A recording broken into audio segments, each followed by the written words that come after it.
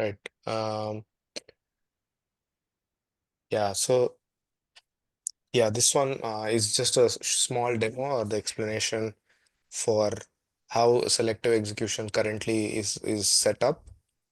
Um, I'm waiting for my GDK to load just at the right time. But meanwhile, I think I can explain the epic um, so that we can go over how like it works in theory, and then I can show.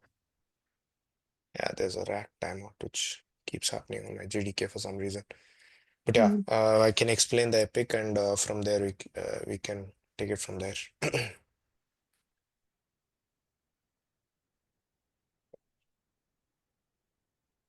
sounds good. Okay, yeah, this one's the epic. So initially, when the POC was created, um, the idea was like it was a I'm not discussion. seeing screen. Did you mean to share? Sorry. Yeah, I'll do that. Mm, I forgot to share this my screen.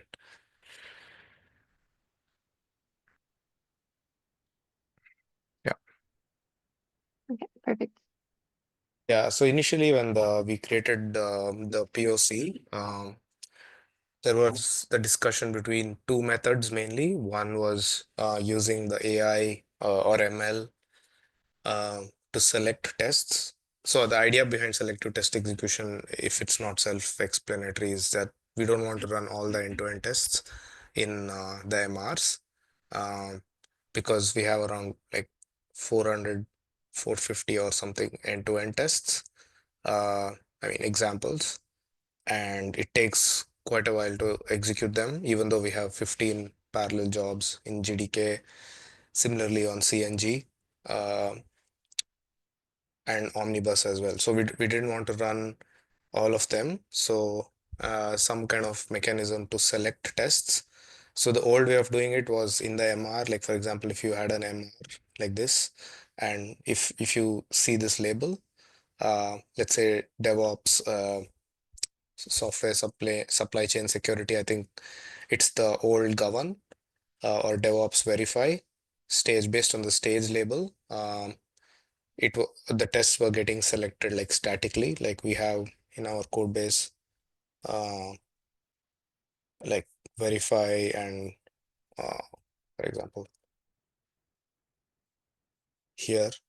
So if you see 10 govern, so it would select all the tests under govern if the label had that in the MR.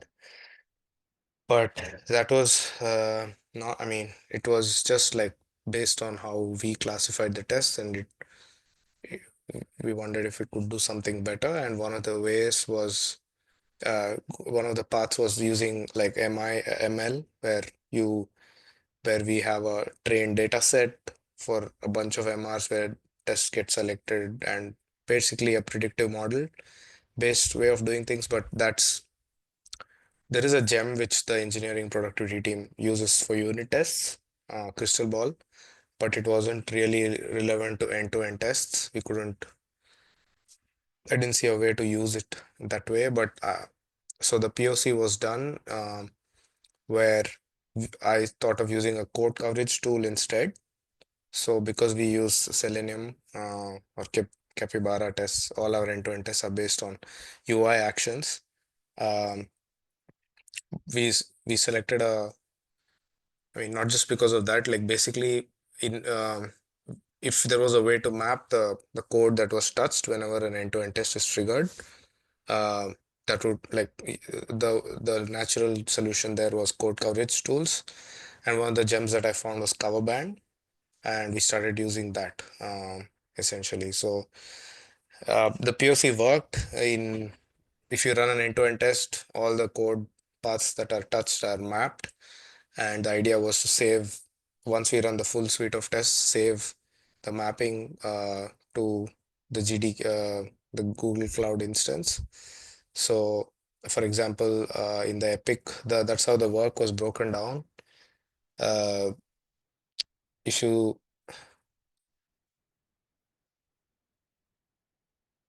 I think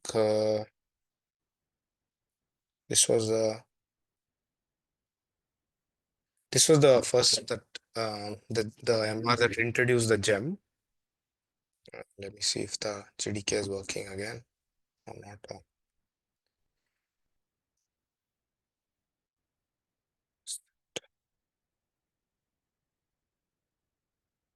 Oh, I lost that page. Yeah, this one. Uh, Look at the changes. I think the main change is in the gem file itself, like where we are introducing uh,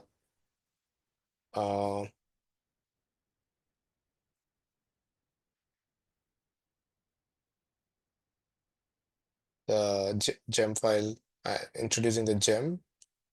Where is the gem file here?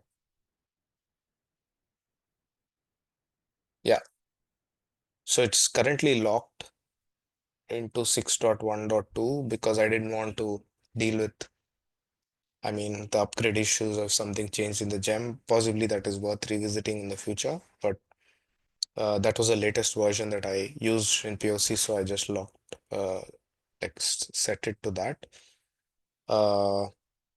So the tricky part of this was, so cover band gem works with the Rails. I mean, it's part of Rails basically. So we had to find a way to not enable it by default in production. So like that's why we have this based on an environment variable.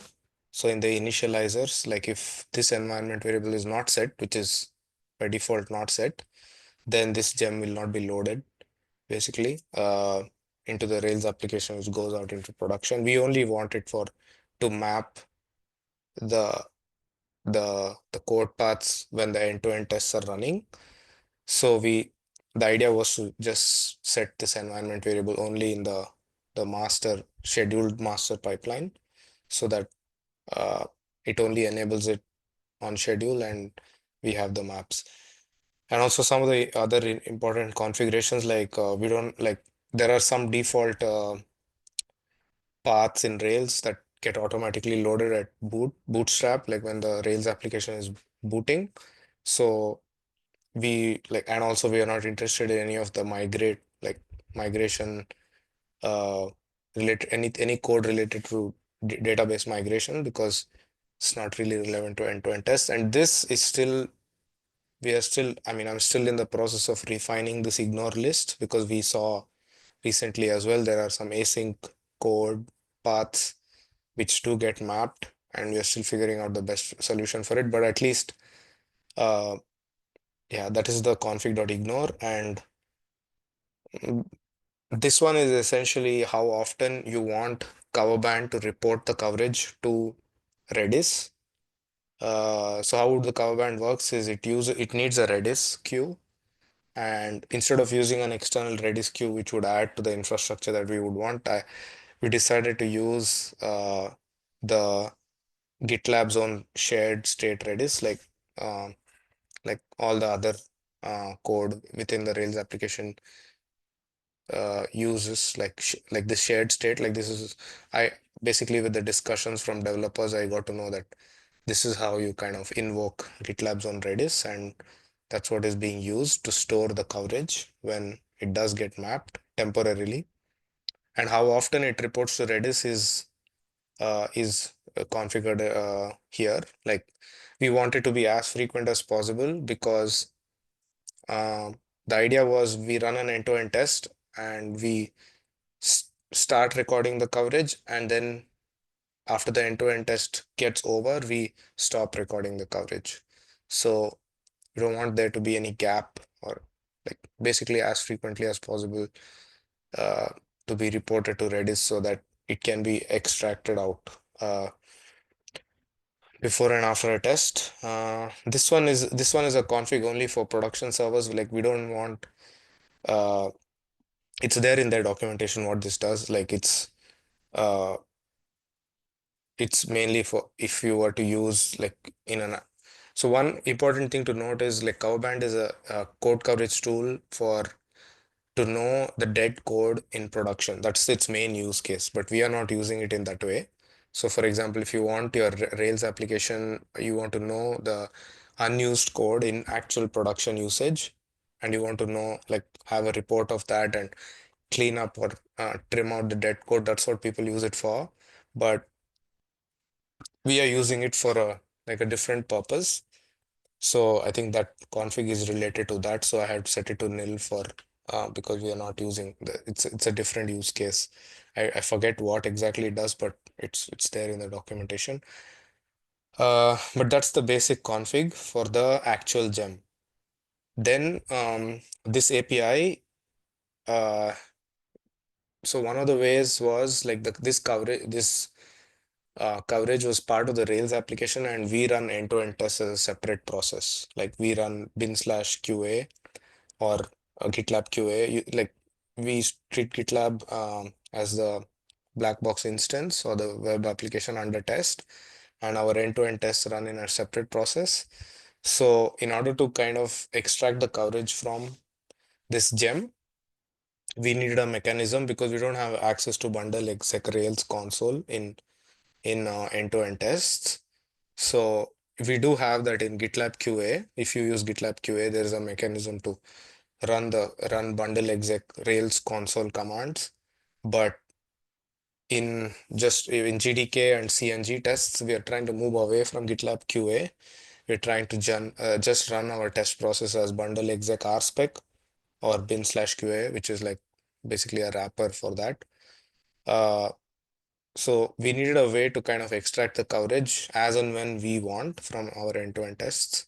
So that's why we didn't want to create a normal API because it would then have to be exposed to we have to document it and all that, and we don't need it to be exposed to the customer. So just an internal API, and this is only allowed as an admin. Like if the user is not an admin, this API cannot be used.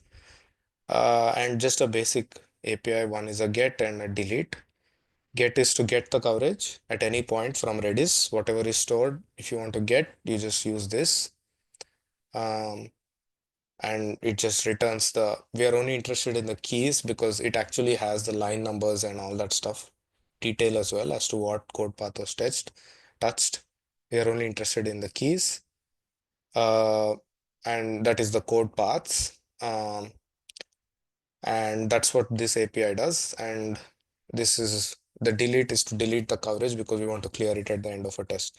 So where that is called is of course here in in this is part of QA now, like it's part of the end-to-end framework where first of all I added a new formatter in spec helper. Only again it is governed by this environment variable. Only if that is enabled we want to use it. Uh, and this is the formatter. So we initialize, and this is the basically a variable for the mapping, which is going to be uh, stored as a JSON. So it's basically a new hash, which is initialized as a new hash. Uh, yes, and since it needs a token, the API needs a token, we need to create an admin access token uh, in order to use the API to get the coverage and to delete the coverage. And we override these example started and example finished method in the formatter. That's how RSpec formatters work, where if you override this and if you override this method, then you can basically do some actions just before each example starts. So it's like almost like a before before the example runs in an RSpec. So if you want to perform some action, so we were able to do that, and yeah, just a bunch of retries if the API fails. Like if you log the error, if we don't want to fail the test itself, if it fails, all that stuff. So we just want to log the error if it fails to delete the coverage, and I'm calling the delete API here. So this is the GitLab address / coverage API path. Yeah, once it is cleared, you're good to go. And once the example starts, once the example ends, you fetch the coverage. That is all the code paths that are touched by the test itself. And then once it is example is done, then we map it, like store it as a hash with a key. The key is the example path, that is the path of the test, the end-to-end test. And uh, yeah, I think after that there's another method, save test mapping. This is called at the end of the um, I forget where it's called, but yeah, I guess it's yeah, I think this one is we are at the end of the job, at the end of the, like for example, if we have a bunch of tests running, or at the end of the bin slash QA command, and we just want to write all the uh, map, all the tests that we have uh, mapped into a file, and that is stored as a job artifact as well. Uh, a bunch of CI changes, like CI file changes, like yeah, this is the job which exports the all the consolidated code paths into one file and exports it to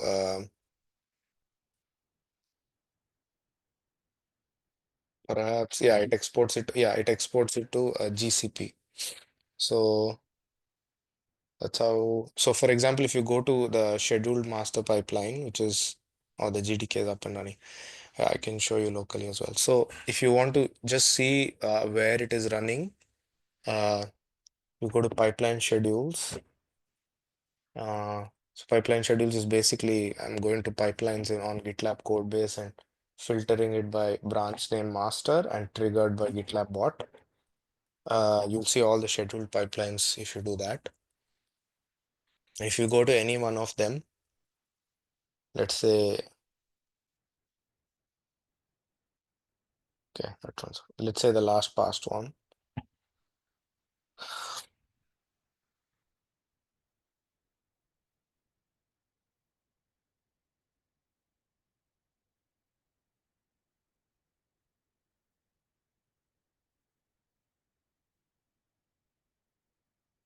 Yeah. And if you go to you go to the GDK, because this mapping is currently enabled only in the GDK pipeline. We still haven't done it for CNG or Omnibus, the mapping. We still want to make, ideally it should be the same, like for a test which touches a certain number of code paths should be the same across environments, but there are some tests which are not run at all in GDK, they're only run in Omnibus. All that stuff I'm yet to figure out, like that's the remaining work in this epic. uh, but yeah, if you open any GDK job, for example, and this is a scheduled master pipeline.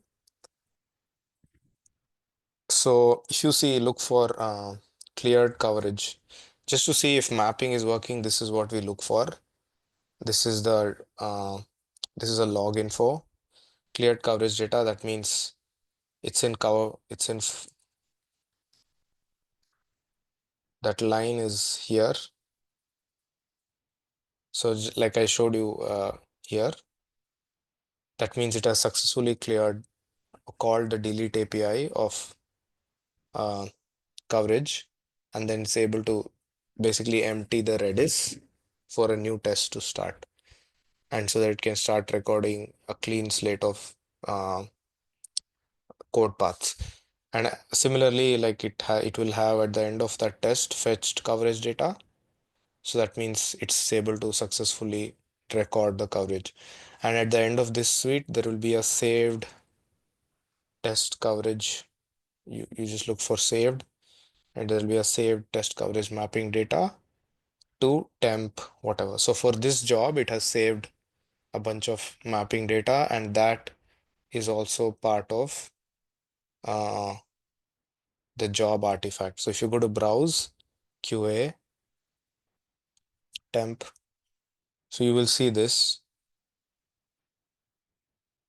You will see test code path mapping and the job name and some unique ID, so that if you open that, you will see for all the tests that was run, the key was the end-to-end test name along with the line number, because it's maps by example, and all the code paths that were touched. Uh, this is the mapping part of it, and for each job you will have it. Uh, so, and then if you go, yeah, so it for each job it will have a mapping, and that size is around like I think 1 MB each. I mean, we were trying to reduce that overall, but like it does our end-to-end test does end-to-end tests do touch a lot of code paths. So this is the job finally in the report section of the pipeline where we have it calls a rake task which uh, consolidates the file. So I don't know if there's any logging here, but yeah, this just runs a yeah, I guess here downloading article. Yeah, I think it just gets from each instance 1, 2, 13, 3 of 13, and then it consolidates into a one, and then it just exports it. I haven't done any logging here, I guess, so can't really see, but if you just look for where the code is, for that is export code path mapping. So this is the job in, yeah. So it takes a environment variable for the path of that. Oh, I guess, yeah, it's actually, I'm trying to see how it is used. I've forgotten. Export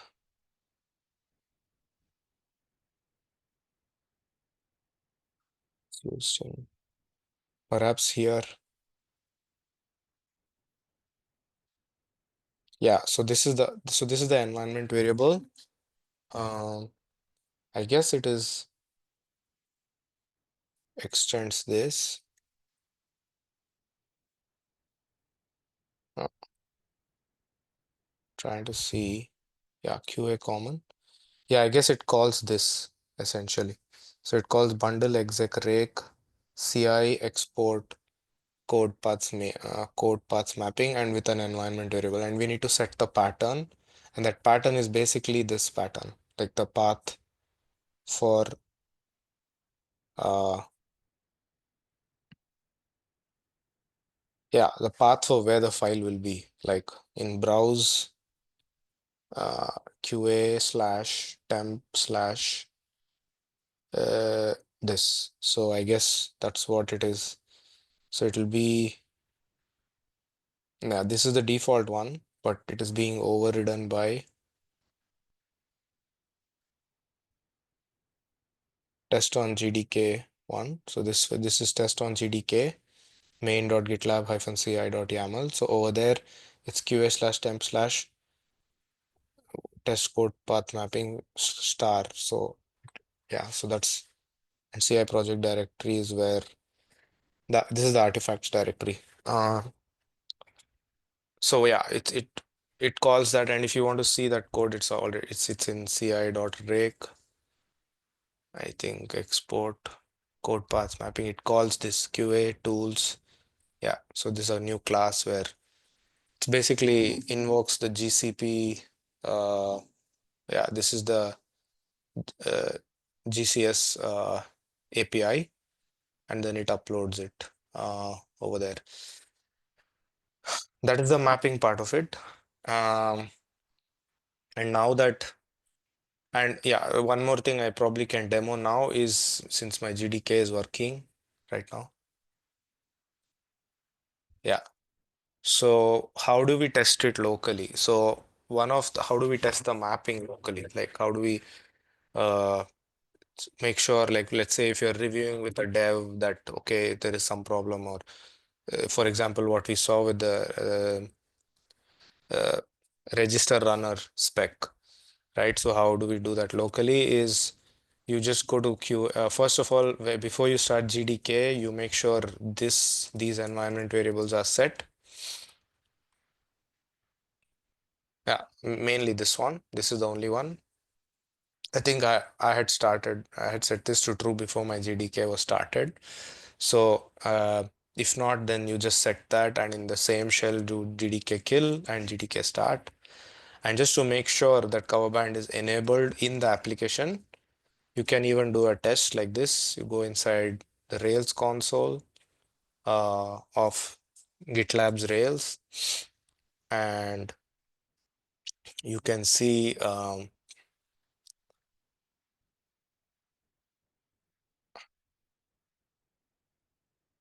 mean, if it takes time, then you might as well just go to QA. Yeah. And for example, in this shell, I don't have this. So sometimes it is tricky. If you have many tabs and you start the GDK and it doesn't take it. But yeah, so here you can see, uh, you can even just check if that has been passed through.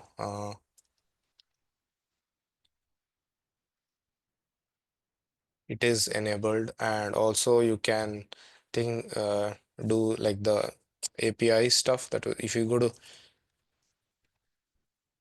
the coverage API and you have this where we call this, so it shows you the current coverage in Redis. Like if you just call configuration.store.coverage, yeah, and it shows you all um, the basically code paths that are there in Redis right now, because you would have opened GDK manually and all that stuff. So that is one way to check in the application. And if you want to just run a test and see a runner spec that you are familiar with, I don't know the name of the spec. Um, There's registered group runner or project. yeah, okay, I found the project runner. Yeah,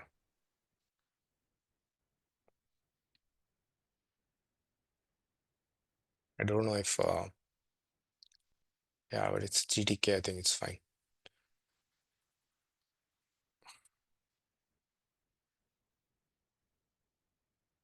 And you see that it calls cleared coverage data right at the start of the test. So that means on the framework side as well, it is considering the environment variable that is cover band equal to cover band enabled, which I started the command with here.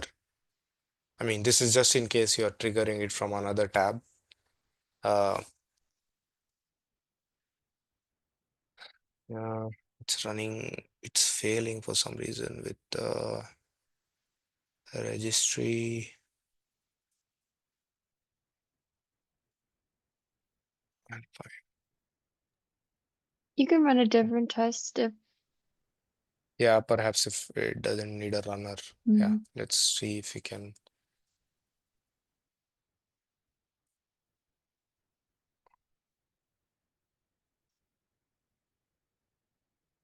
Mm, I guess create issue spec or something like that.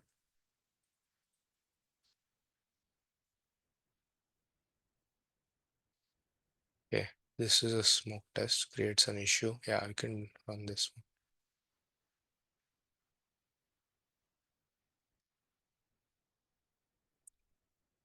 Because if it fails, we have a check here again, not to record any coverage if it fails, if the test fails. So let's exit this. Uh,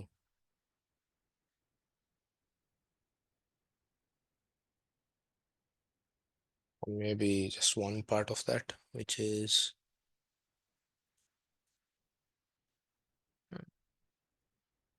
26.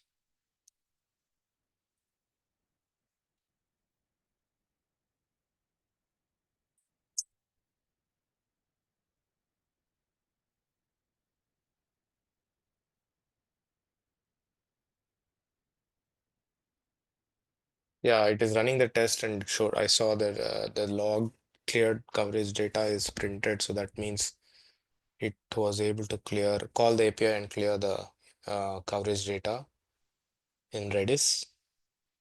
Uh, eh,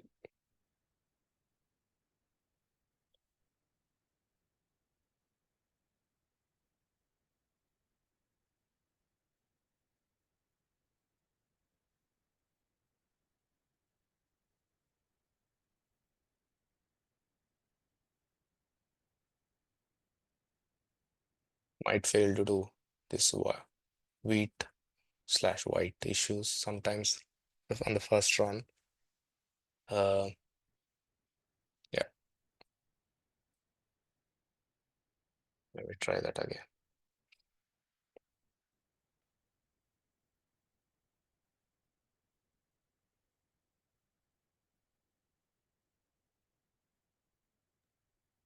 But we can also confirm the fail case. Yeah, in case of failed, yeah, uh, it won't record any coverage because the idea was like if in the pipeline when a test fails, it's usually retried. Uh, well, it's not running for some reason. Unable to find Mm. create menu. Let's let's pick actually let's try to run it again. It's a simple test. I don't know You why could it's try failing. run headless. Sometimes I run Mm. headless, then less likely to interfere with the browser. Ah, okay.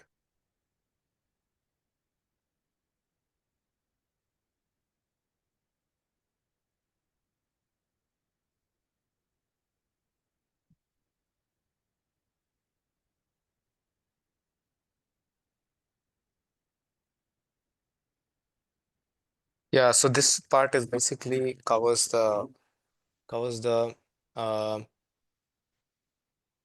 the mapping side of things and how is it used. Okay, just to see the if maybe this test is failing. I don't know why on my GDK, but I'll try to run another test.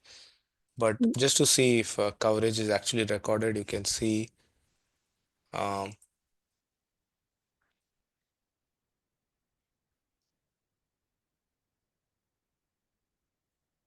yeah, it's empty.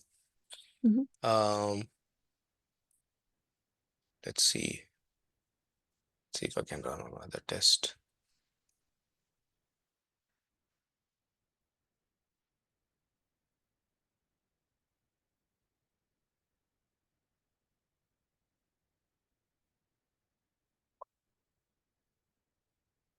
Maybe milestone.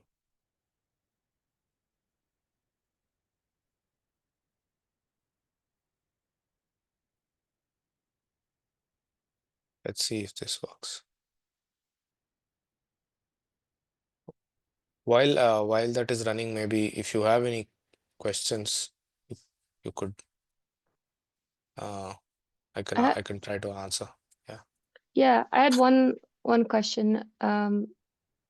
So we're logging if the coverage fails, so that we don't block pipelines. But are we also notifying somewhere so that we will make sure to address address it?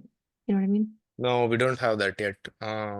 It's not notified anywhere because it's not critical to, because right now at least, I mean, yeah, I get what you're saying. Mm, Like we'd want to know if the coverage mapping is failing. Right now, the only way to know is in GCP, in the bucket that I've linked in the documentation.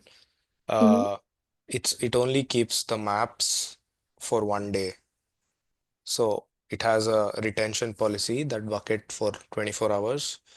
So if the pipeline, I mean, uh, if there's no mapping saved in that bucket, it's empty. That bucket is empty. So usually when I check that and I get to know that something is wrong there, but there's no automatic, we should probably create an issue for that. Okay. So this test passed, and it says saved fetched coverage data. That means it's successful. There's no error in the API. Like there's nothing wrong with the API call.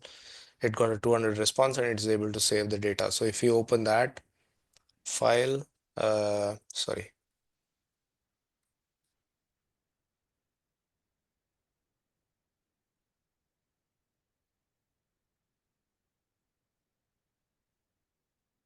yeah, you see that it has it has a bunch of code paths mapped. This can be helpful if you're reviewing with dev if the correct code was called, or if there's a specific test which is targeting a certain code, uh, and all that. So from so far, it is fairly accurate. Like the because we are reporting every 1 second, uh, the mapping is fairly accurate. The problems that we are facing, if you have seen the discussion in the Epic itself, is with the async workers, because GitLab is a huge monolith and it also has a lot of moving parts with different processes interacting with each other. Like Sidekick is one of the main things. Like it's does a lot of async processing in our end-to-end tests. Uh, it so happens that it can happen that like one of the things that we found recently was the cron workers. Like cron workers are some asynchronous processes which run based on a cron schedule within GitLab's Rails infrastructure. So it's like some are set to run every 1 minute, 2 minutes, some every half an hour and stuff like that. So there are a bunch of them, and it happens so that like some of these code classes are mapped in almost every single test, like 300 and whatever. Like for example, the cron worker, if you just try cron underscore worker, I mean, it's not there here because I've disabled that in my local environment. Like there's a way to disable cron workers, but while testing it, but it is essential in how GitLab functions. So we can't just disable it altogether as well. So we are trying to figure out a solution for that. So that is one thing that is kind of skewing the mapping. I mean, it was never intended to be 100% accurate. It's like not like a one-to-one relationship between an end-to-end test and a and a code path. It was more like the best guess that we can get in order to select tests. So for example, if there is a MR with a diff in this file, we just want to include this test. So that's how it works. Uh, how it works there is it's I think I've explained the mapping now. Probably where it gets selected is in again in ci.rake. Uh, if you see here in the latest code, uh, I think there's a method called QA changes. So this is the one which this yeah like diff MR diff is what uh, gives you the diff like of the current MR, like of a pipeline. In the pipeline we have the ability to explain or extract the MR diff, and based on that, if you're passing the diff through to this class called QA changes, it's in QA tools CI, and here we are making a bunch of deductions, like if it's if the diff is dealing with framework changes, that means anything under QA directory, which is like any page object change or any sub like code change within the end-to-end framework, or if it's only quarantine changes, that means you're either quarantining or dequarantining a test. Uh, only spec removal, that means if the diff is only removing a certain specs, we don't want to run end-to-end tests in that case at all.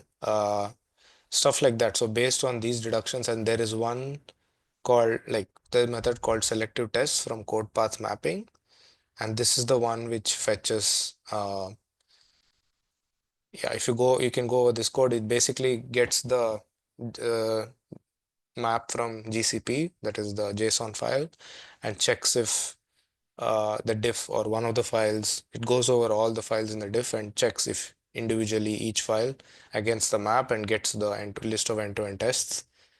And if not, then it returns an empty array. So, and then from there, it, and the way we can check probably in troubleshooting, it's useful is in the pipeline itself. Like, um, for example, I think I had one MR as an example to show in it actually working. Yeah, you can open this MR, for example. I had saved it that time. So it's an MR to I mean, it's from supply chain. Yeah, it's govern basically the new old govern and new software supply chain security stage. And there are a bunch of changes. Ignore the spec changes because like we don't worry about those. But there is a bunch of changes in e slash app. Uh, it's some GraphQL changes, and this qualifies for selective execution. So if you see for in actual action, like if you go see end-to-end results, currently not enabled on CNG. We are running all tests in CNG, but we would like to enable it in the future for CNG as well because there's no point running 400 and whatever tests that we have. But if you see on GDK, it has run only 27. So this is one way to check if it was work. It has worked. Before even that, like when ci.rake is called, is in this pipeline. If you go to the pipeline, there is an option. There is a job, sorry, called pipeline generate. Yeah, E2E test pipeline generate. So this job is the one which kind of produces the YAML file for the downstream pipelines. And here you can see uh, there's a line called following specs were selected for execution. So yeah, and if you just search for that code, I think you can even find where it is. It's in CI rake. Uh, yeah.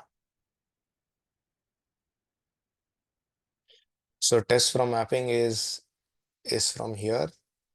So we are passing if code path from code path mapping equal to true only for GDK pipelines, which is configurable. If you want to enable it for CNG as well, we just want to come here and add CNG to this list.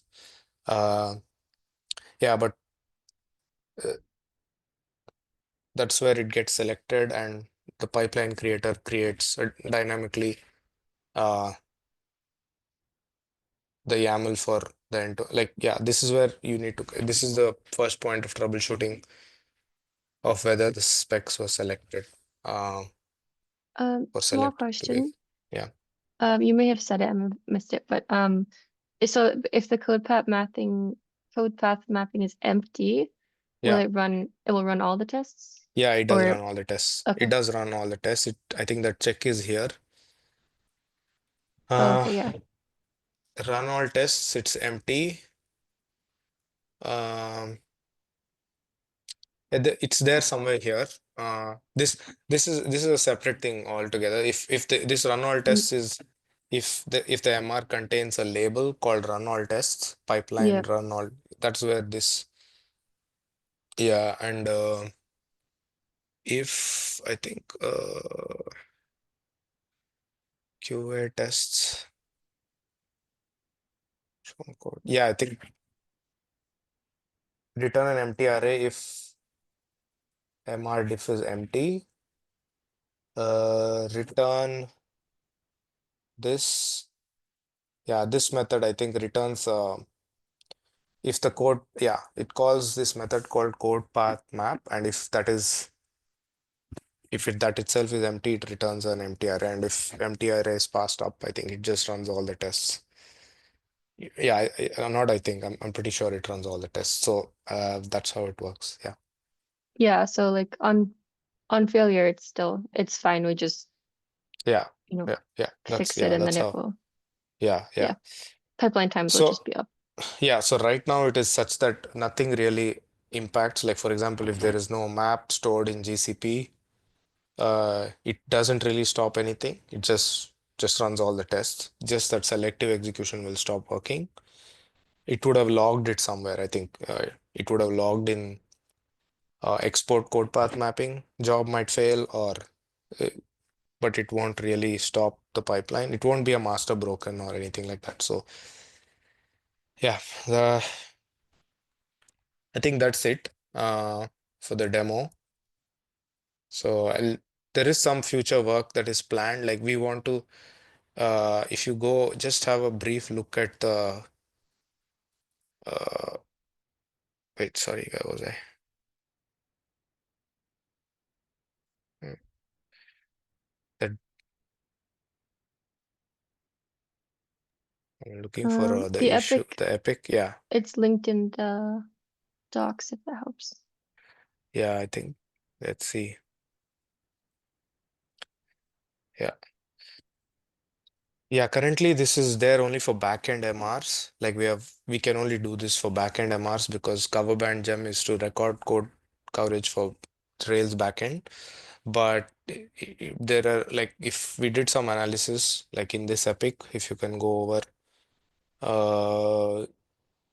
change cost, create a demo.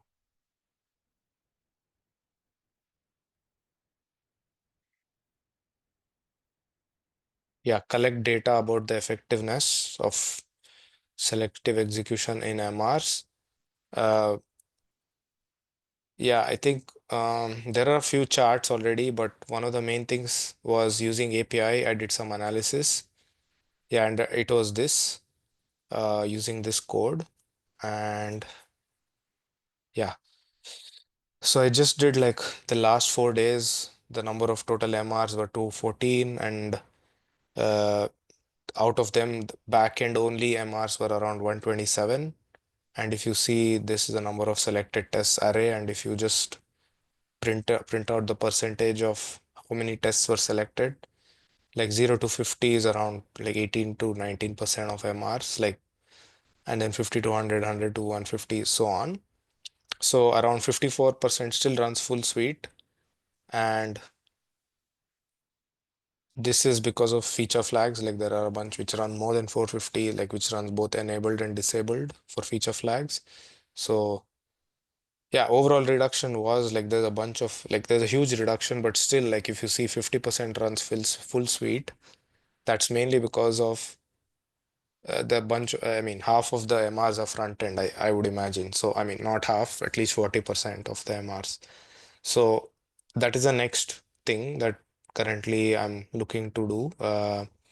POC for front end, similar way, like similar mechanism of mapping the code paths and trying to do it that way. Um, yeah, it's still under progress. That is one thing, but also the main work is review and refine the mapping itself because seems like we are still running a lot of tests for. I mean, a lot of code paths are mapped in most tests. So trying to refine that, mainly the async workers and cron workers, how to disable them or how to, yeah, figure out the work with that. And also there are a few other areas that we can improve the code. Like you said, probably like right now we don't, it just silently fails. We don't know how to kind of notify, like the notification aspect of it. Uh, and also getting to work with Omnibus and CNG. That's like the next step because orchestrated tests are not. I mean, it would help if we are able to do this for orchestrated tests as well, or map for orchestrated tests. And right now we can run only orchestrated tests only with Omnibus. Um, yeah, I think that's the remaining work in this epic, but probably I need to kind of structure and prioritize all the issues in this epic, which I will do this week. And Xenia was, I mean, I'll stop the recording now so that can. How do I stop the recording here? Stop sharing. Oh, did I record? Or I have a button. Let me do that. yeah, it is recording. Yeah.